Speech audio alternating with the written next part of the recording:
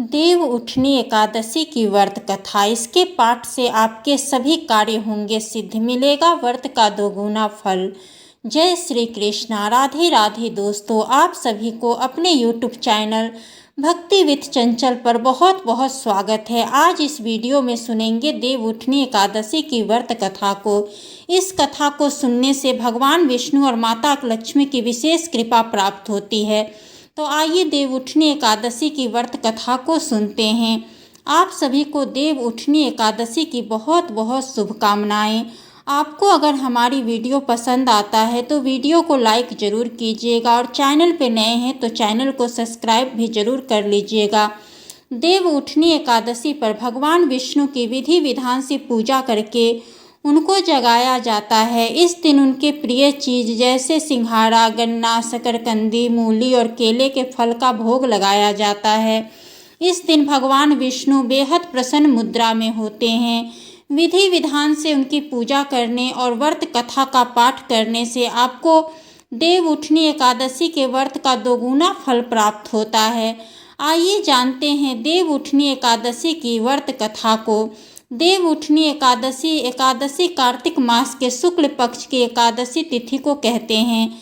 इस दिन भगवान विष्णु के साथ समस्त देवतागण 4 महीनों की निद्रा के बाद जागृत होते हैं और सृष्टि का कार्यभार संभालते हैं। इस दिन भगवान विष्णु की विधि विधान से पूजा की जाती है। उनकी प्रिय वस्तुओं का भोग लगाया जाता है। इसके साथ ही पूजा में देव उठनी एकादशी की व्रत कथा का पाठ भी किया जाता है। इसका पाठ करने से आपको भगवान विष्णु का आशीर्वाद मिलने के साथ ही आपको व्रत का दोगुना फल प्राप्त होता है। तो आइए जानते हैं देव उठनी एकादशी की व्रत कथा को। देव उठनी एकादशी की पहली व्रत कथा।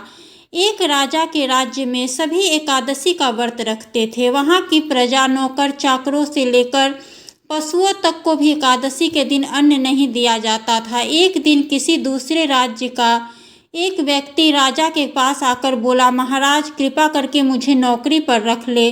तब राजा ने उसके सामने एक शर्त रखी कि ठीक है रख लेते हैं, लेकिन रोज तो तुम्हें खाने को सब कुछ मिलेगा पर एकादशी को अन्न नहीं मिलेगा। उस व्यक्ति ने उस समय हाँ कर दी, पर एकादशी के दिन जब उसे फलाहार का सामान दिया गया तो वह राजा के सामने जाकर गिड़गिड़ाने लगा, महाराज इससे मेरा पेट नहीं भरेगा, मैं भूखा ही मर जाऊंगा, मुझे खाने के लिए अन्न दे दो। राजा ने उसे शर्त की बात याद दिलाई, फिर भी वो अपनी बात पर अड़ा रहा और अन्न छोड़ने को राजी नहीं हुआ।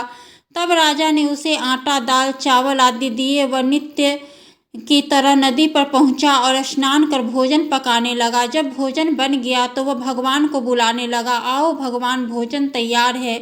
उसके बुलावे पे पीताम्बर धारण किए हुए भगवान चतुर्भुज रूप में आ पहुँचे और प्रेम से उसके साथ भोजन करने लगे। भोजन आदि करके भगवान अंतर ध्यान हो गए तथा वह अपने काम पर चला गया। 15 दिन बाद अगली एकादशी को वह राजा से कहने लगा कि महाराज मुझे दुगुना सामान दीजिए। उस दिन तो मैं भूखा ही रह गया। राजा ने कारण पूछा तो उसने बताया कि हमारे साथ भगवान भी खाते हैं, इसलिए हम दोनों के लिए यह सामान पूरा नहीं होता। यह सुनकर राजा को बड़ा आश्चर्य हुआ। वह बोला, मैं नहीं मान सकता कि भगवान तुम्हारे साथ खाते हैं। मैं तो इतना व्रत रखता हूँ, पूजा करता हूँ, पर भगवान ने मुझे कभी दर्शन नहीं दिए। राजा की बात सुनकर वह बोला, महाराज यदि विश्वास न हो तो साथ चलकर देख लें। राजा एक पेड़ के पीछे छिपकर बैठ गया। उस व्यक्ति ने हर रोज की तरह भोजन बनाया और भगवान को शाम तक पुकारता रहा, फिर भी भगवान न आए। अंत में उसने कहा, हे भगवान यदि आप नहीं आए तो मैं नदी में कूदकर प्राण त्याग दूंगा। फिर भी भगवान नहीं आए। तब वह प्राण त्यागने के उद्देश्य से नदी की तरफ बढ़ा। प्राण त्यागने का उसका दृढ़ इरादा जान शीघ्र ही भगवान ने प्रकट होकर उसे रोक लिया और साथ ही बैठकर भोजन करने लगे। खा पीकर वह उसे अपने विमान में बैठाकर अपने धाम ले गए। यह देख राजा ने सोचा कि व्रत उपवास से तब तक कोई फायदा नहीं होता जब तक मन शुद्ध न हो। इससे राजा को ज्ञान मिला। वह भी मन से व्रत उपवास करने लगा और अंत में स्वर्ग को प्राप्त हुआ। देव उठनी एकादशी की दूसरी व्रत कथा। एक समय भगवान नारायण से लक्ष्मी जी ने कहा, हे नाथ, अब आप दिन रात जगा करते हैं और सोते हैं तो लाखों करोड़ों वर्ष तक को सो जाते हैं। उस समय समस्त चराचर का नाश भी कर डालते हैं। अतः आप नियम से प्रतिवर्ष निद्रा लिया करें, इससे मुझे भी कुछ समय विश्राम करने का समय मिल जाएगा। लक्ष्मी जी की बात सुनकर नारायण मुस्कुराए और बोले, हे देवी, तुमने ठीक कहा। मैं जागने से सब देवों को और खासकर तुमको कष्ट होता है। तुम्हें मेरी सेवा से जरा भी अवकाश नहीं मिलता, इसलिए तुम्हारे कथानुसार आज से मैं प्रतिवर्ष 4 मार्च वर्षा ऋतु में शयन किया करूँगा।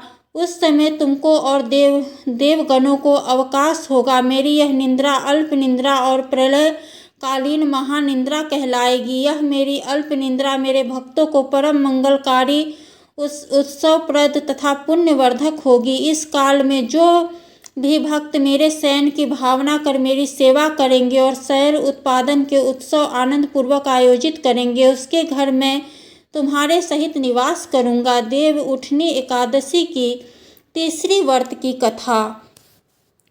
एक नगर में एक राजा था। उसके राज्य में सभी लोग बहुत सुखी थे। उस नगर में एकादशी को कोई भी अन्न नहीं बेचता और न ही कोई अन्न पकाता था। सभी फलाहार करते थे। एक बार भगवान ने राजा की परीक्षा लेनी चाहिए। भगवान ने एक सुंदरी का रूप धारण किया तथा सड़क पर बैठ गए। तभी राजा उधर से निकला और सुंदरी को देखकर चकित रह गया। उसने पूछा, हे सुंदरी, तुम कौन हो और इस तरह यहाँ क्यों बैठी हो? तब सुंदर स्त्री बने भगवान बोले, मैं निराश्रय हूँ। नगर में मेरा कोई जान पहचान नहीं है, किससे सहायता मांगूं? राजा उसके रूप पर मोहित हो गया। वह बोला, तुम मेरे महल में चलकर मेरी रानी बनकर रहो। सुंदरी बोली, मैं तुम्हारी बात मानूंगी, पर तुम्हें राज्य का अधिकार मुझे सौंपना होगा। राज्य पर मेरा पूरा अधिकार होगा। मैं जो भी बनाऊंगी तुम्हें खाना होगा। राजा उसके रूप पर मोहित था, तो उसकी सभी शर्तें स्वीकार कर ली। अगले दिन एकादशी थी। रानी ने हुक्म दिया कि बाजारों में अन्य दिनों की तरह अन्न बेचा जाए। उसने घर में मांस मछली आदि पकवाएं और परोस कर राजा से खाने के लिए कहा। यह देखकर राजा बोला, रानी, आज एकादशी है, मैं तो केवल फलाहार ही करूँगा। तब रानी ने शर्त की याद दिलाई और बोली, या तो खाना खाओ, नहीं तो मैं बड़े राजकुमार का सिर काट दूंगी। राजा ने अपनी स्थिति बड़ी रानी से कही तो बड़ी रानी बोली, महाराज, धर्म न छोड़े, बड़े राजकुमार का सिर दे दे। पुत्र तो फिर मिल जाएगा, पर धर्म नहीं मिलेगा। इसी दौरान बड़ा राजकुमार खेलकर आ गया। माँ की आंखों में आंसू देखकर वह रोने का कारण पूछने लगा, तो माँ ने उसे सारी बात बता दी। तब वह बोला, मैं अपना सिर देने के लिए तैयार हूँ। पिताजी के धर्म की रक्षा होगी जरूर। राजा दुखी मन से राजकुमार का सिर देने को तैयार हुआ तो रानी के रूप से भगवान विष्णु ने प्रकट होकर असली बात बताई। राजन, तुम इस कठिन परीक्षा में पास हुए। भगवान ने प्रसन्न मन से राजा से वर मांगने को कहा तो राजा बोला, आपका दिया हुआ सब कुछ है, हमारा उद्धार करे। उसी समय वहां एक विमान उतरा। राजा ने अपने राज्य पुत्र को सौंप दिया और विमान में बैठकर परम धाम को